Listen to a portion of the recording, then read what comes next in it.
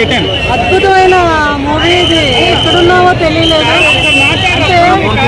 అంటే చాలా ఎప్పటి నుంచో కర్ణ చేయాలి ఆ క్యారెక్టర్ లో కర్ణలో ప్రభాసం చూసేసరికి అసలు ఇంకా మైండ్ బ్లోయింగ్. అదే ట్విస్ట్ రివీల్ చేయలేదు, రివీల్ చేస్తారు.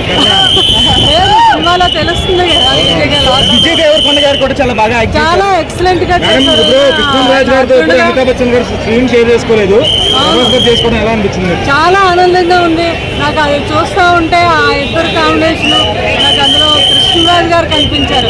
వాళ్ళిద్దరూ చేయాలని అలాంటి క్యారెక్టర్స్ ఆ కోరిక అమితాబ్ బచ్చన్ గారు తీర్చారు, అది నాగి గారు తీర్చారు.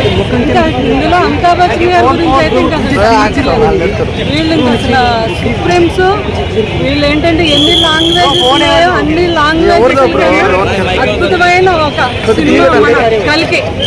అది కమల్ హాసన్ గారు లాస్ట్ లో చూసేసరికి అసలు మైండ్ బ్లోయింగ్ అన్నమాట.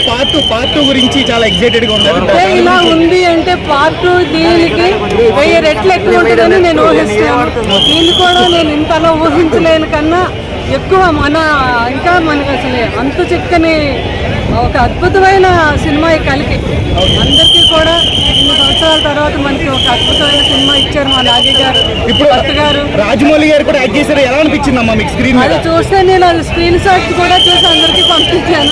చాలా బాగా అనిపించింది. ఆ గురు శిష్యులు ఇద్దరు మళ్ళీ ఇందులో కనిపించేసరికి చాలా ఆనందం అనిపించింది.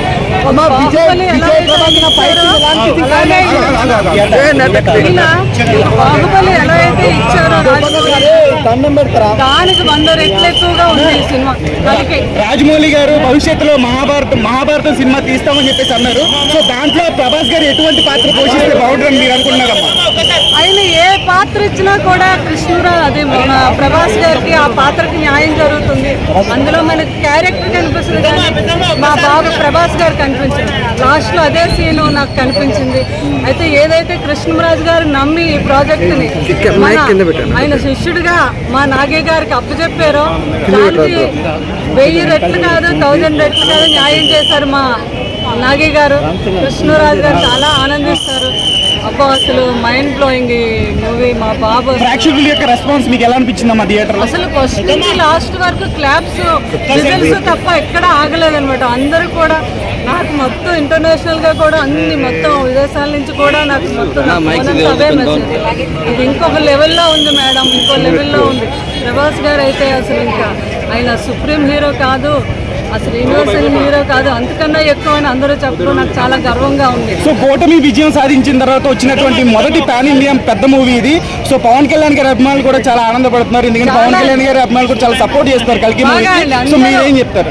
నేను అందరు అభిమానులకి కూడా మరి ప్రతి ఒక్కరికి ఈ సినిమాని ఇంత పెద్ద హిట్ చేసిన పవన్ కళ్యాణ్ గారి అభిమానులు అవనివ్వండి, మా అభిమానులు అవనివ్వండి, అందరికీ నేను హృదయపూర్వకంగా నా ధన్యవాదం తెలుసుకుంటున్నాను.